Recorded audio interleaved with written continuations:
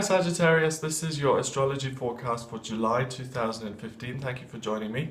My name is Gregory Scott and I'm going to have a really in-depth look at your astrology for this month, okay? I'm going to have a look at the planets, the luminaries, the relationships they form, what aspects they make to each other, and really how that impacts you. I'm not going to have a look at the tarot. I'm just really going to have a very detailed look at the astrology and see what that will bring. So to get started here, on the first of the month, you really start the month with a situation that presents you with certain problems and a solution to the problem. And it's a T-square. So a T-square is an opposition, so two planets being 180 degrees away from each other, and then two squares, 90 and 90, and coming to a culmination point where you are able to solve that problem. The opposition is between the moon in Capricorn in your second house, and Mars and the Sun in your 8th house in Cancer.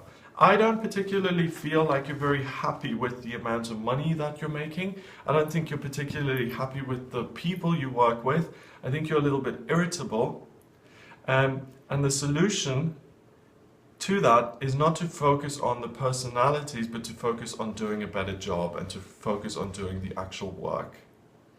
So I know that's a bit of a tough lesson. But it's important for you not to think just because you don't get on with everybody that the job's no good. The job is good. It's just, you know, people have egos. Sometimes it's a little bit irritating, but by focusing on the good job that you do, and you are very good at your job, you are able to relieve some of that tension, some of those feelings of irritability. Your ascendant is in Virgo in the 10th, which means that you're very clear and very practical about the kind of job that you do. That squares your midheaven, which is in Gemini, in the 7th. So I really feel that you're kind of struggling with the communicative side of things. I think you feel like you have an idea of what you're doing, and I feel like you know more than other people, or you feel like you know more than other people. And other people are kind of irritating you and presenting you with a lot of friction and resistance. So both of those are ruled by Mercury, and the way out of that and the way to resolve that kind of conflict is to continue to communicate and not to make judgments that have no backup, but to be really clear on what it is you're trying to do and continuing to just kind of give people the benefit of the doubt, to do the work that you need, and to kind of wait for this period to pass. These two are squaring each other from the 1st of July through until the 30th of July. So you have a really good opportunity here to be very productive and to work very consistently at what it is you do, and to focus on the subject matter and not the people so much. Mercury also sextiles Uranus in the 5th, which indicates to me that there's a real sense of wanting to have fun. So again, another dichotomy, but to be a little bit rebellious in terms of the way you interact with people, maybe to be a little bit silly, to travel, to just enjoy yourself, to have people look at you, to have people find you attractive, to connect with people on an intimate level, and not to do so much talking. So I think the problem really so far, Sagittarius, is not that other people are saying the wrong things or anything like that, but I think you're very focused on what you want to hear right now, and I don't think you have a lot of tolerance or patience for anything that doesn't match your worldview. So I don't think so much the problem is other people and the way they're behaving, but it's that you have a very clear idea of the way things ought to be. Okay, so try and be a little bit more open-minded so that you don't have conflict in your life, and that you can do the things you want without feelings of irritation and annoyance. Okay. The full moon occurs on the 2nd of July, and a full moon is a blossoming and it's a culmination. And the full moon is blossoming in your second house of money and practical circumstances, and Pluto is also retrograde and conjunct to that full moon. What that means is there's a real blossoming in your financial life, and I think the 2nd of July is a great day for you financially. I think that you will either have a lot of money saved, or you will receive more money, but I think that you're in a very good place and there's a lot of life and activity in terms of your practical circumstances.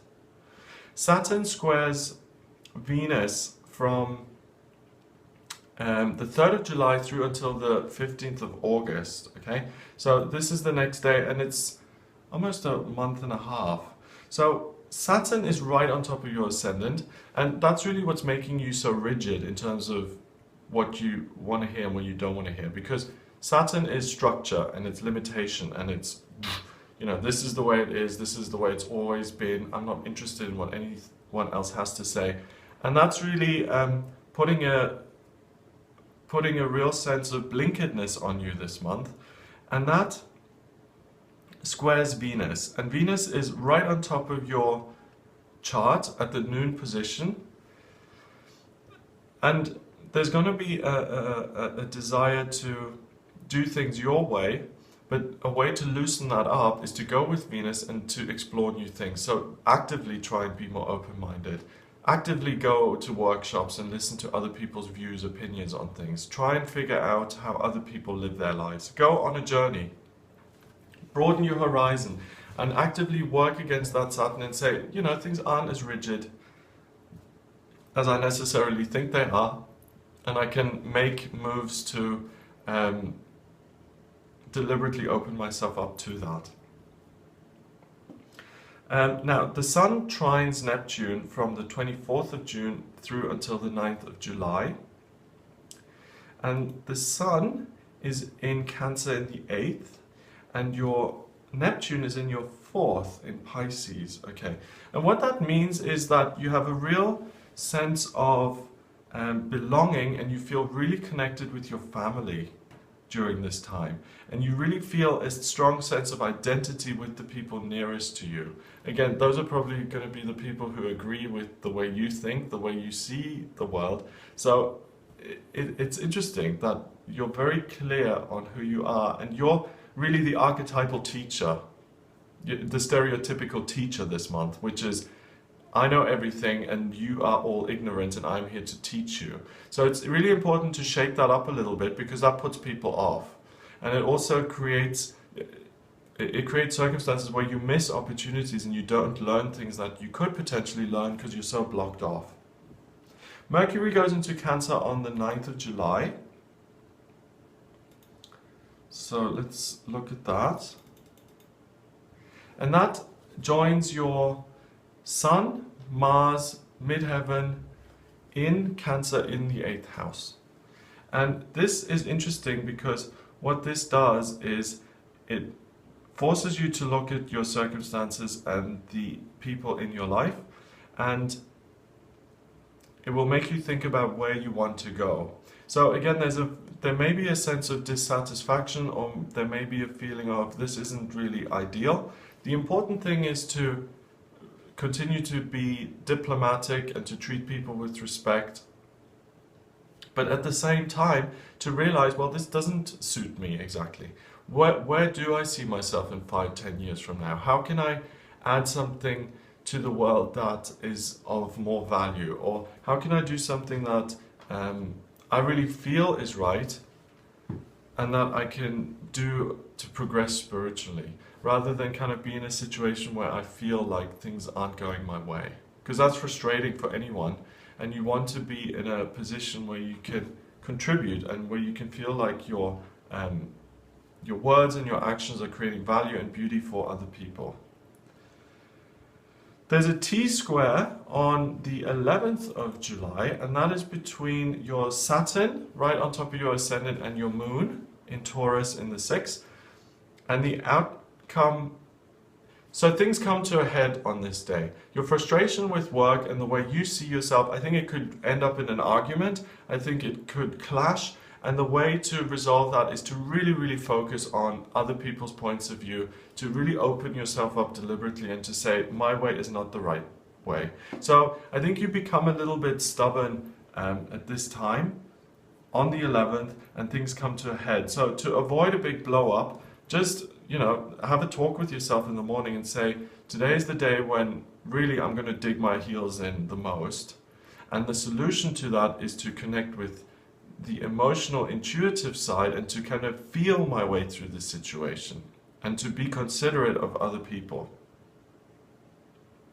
Mars has been in conjunction with the Sun since the beginning of June, and it comes to an end now on the 12th of June. So this is good news because I think the pressure now will start to ease off. I think you'll become more receptive to other people's points of view.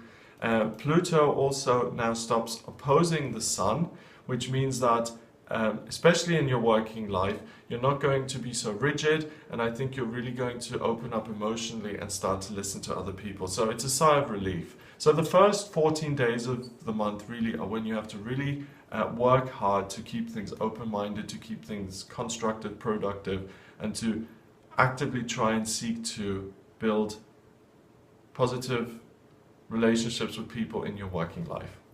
It's not, it's not always easy, especially when we get a little bit fed up with things.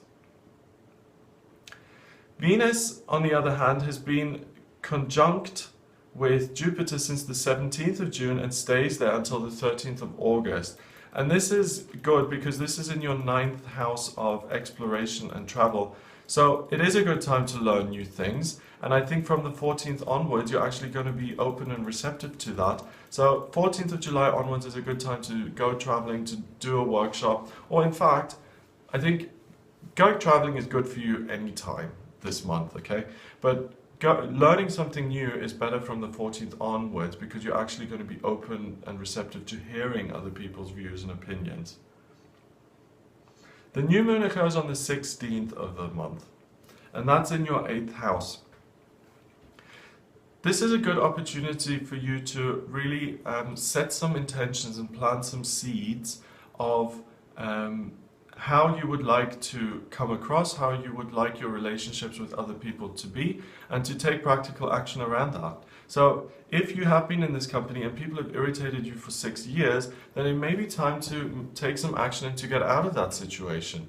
If there is a pattern that keeps coming up in your life where you are friends with someone but it never lasts, it kind of fizzles out after 3 to 6 months, then practical action around how to build better relationships with people. If it's a sense of constantly feeling victimized or people aren't loyal to you, then what can I do to get rid of this feeling? Do I do cognitive behavior therapy? Do I go to a workshop on how to build friendships or professional working relationships? Or there are always, these days there are so many ways of resolving our problems, and there's so much help out there that the new moon period is a great time to address whatever issues you've been facing at the beginning of this month. Because the whole point of this is for you to feel comfortable and to feel like you're living your purpose and you're enjoying your day-to-day life. It's not about struggling along alone. Uranus squares Mars from the 16th of July until the 2nd of August. And Uranus is the rebel, the planet of the unexpected, and Mars is the warrior planet, the soldier. This square will create a lot more fun and a lot more irreverence in your life, okay? And I think you're really going to lighten up now around the 16th of July. I don't think you're going to take things so seriously, and you're going to stop worrying about other people so much and what they think, and you're just going to go your own way and say, well, what pleases me and how can I move forward with this? And that's what you're going to look at. So that's really positive.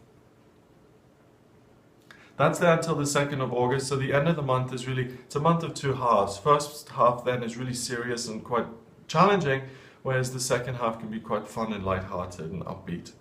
Venus goes into Virgo on the 19th of July, and that's right on top of your midheaven. And what this indicates to me is that you're going to start questioning your job and whether you like the job that you do. I think you're going to be discerning and question what it is you love and what it is you love to do work-wise. So that's a valid question.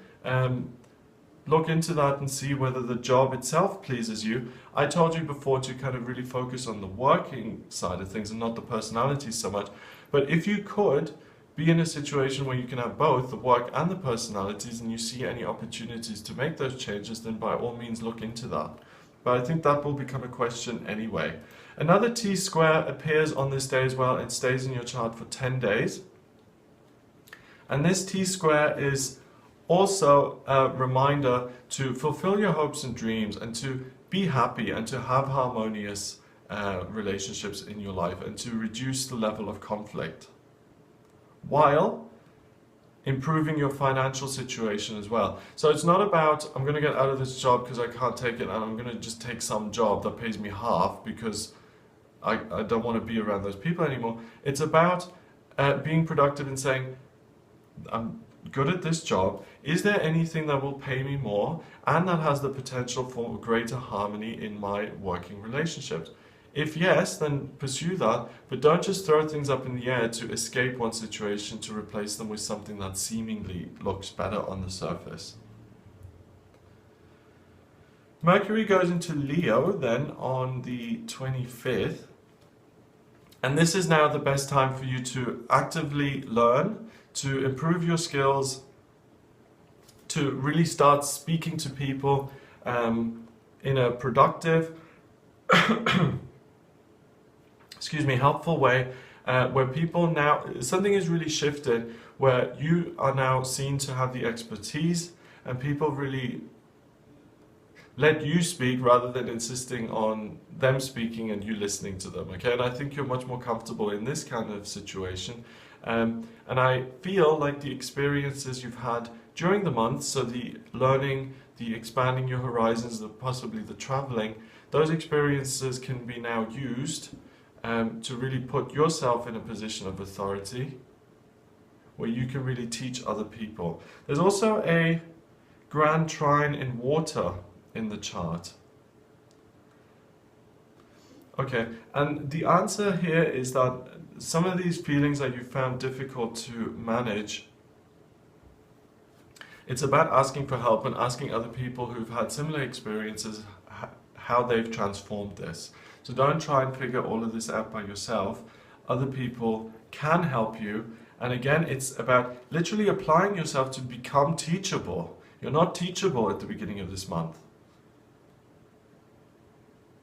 You have a bit of a problem this month, Sagittarius, okay? You've got to really lighten up, because all of this conflict, it doesn't lead to anything. I mean, conflict is a necessary part of life, okay? We have to have conflict to get changes made. But conflict is only useful if there's actually something that can be changed at the end of it. Whereas what I see with you this month is just a lot of conflict because everyone else is wrong and you're right. There's nothing actually constructive about that, because we all know that no one is ever totally right. So I really want you to get rid of all of that conflict in July by just literally going into the month and saying, I will be teachable. I will be teachable. I don't have all the answers. I will be teachable. And I want you to make that your mantra for July. Virgo then goes into retrograde on the 25th, and it stays in retrograde until the 8th of September. All the personal planets retrograde. Mercury is the most famous one that retrogrades. So does Venus and so does Mars. When Venus retrogrades, it makes you reassess what it is you love and what you care about, what your beliefs are and what your values are. And it kind of cools you off a little bit. So this month, again, has not been particularly easy for you. But now with Venus going into retrograding, I think you reevaluate your position and your part in situations. So don't beat yourself up or anything, but just allow the insights to come through and see how you can manage your relationships better so you don't have so many upsets or conflicts. Finally, the month ends with a full moon on the 31st of July. And this is an interesting month because this is the second full moon of the month. We had a full moon on the 2nd in Capricorn, and now we've got another full moon. And when you've got two full moons in a month, that's called a blue moon. And that's where that saying comes from, once in a blue moon, because it's so rare.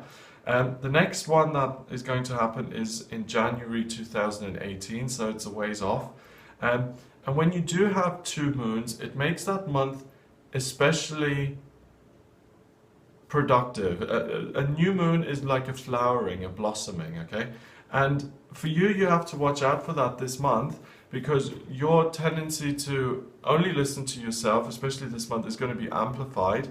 But on the flip side of that, once Venus goes into retrograde, you're going to be the sign of the chart here that really is able to review the most and to learn the most from July 2015, because you're going to see how your actions have impacted you and other people, and you're really going to evaluate that the most constructively, and you're going to be able to learn the most about you and how you interact with other people in a working situation and a family situation out of all of the signs this chart. So you really use this to learn, which doesn't always feel comfortable, but these kind of lessons are going to serve you for the rest of your life, and you're going to be in a position where you come across much better and you don't have these kind of pitfalls. Because you know, the worst is when you are with a group of people and you think things are going a certain way and people are perceiving you a certain way, and then afterwards you go away from it and it's completely different. It can be a real shock to the system, and you really learn how to avoid that for future reference. So it's liberating. If you would like a private reading with me, please get in touch via my website. It's gregoryscott.com. You can also email me. The address is readings@gregoryscott.co.uk, and please remember to subscribe to the channel. Have a wonderful, productive, kind of helpful July, and I will speak to you soon.